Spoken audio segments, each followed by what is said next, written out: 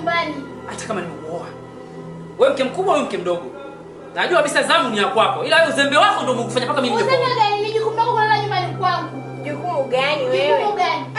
Wewe unaongea nini? Siongea na mwenye mbwa, naongea na mbwa. Umenisikia?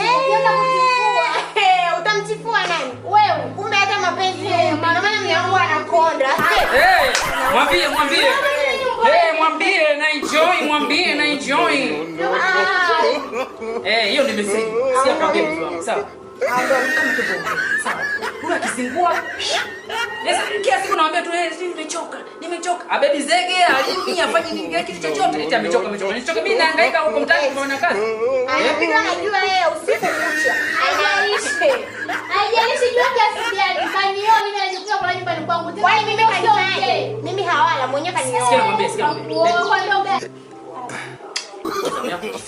No.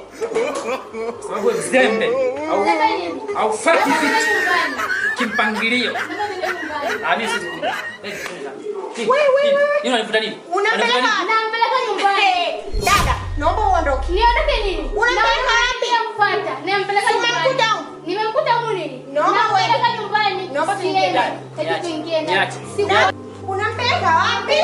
Unapeleka wapi?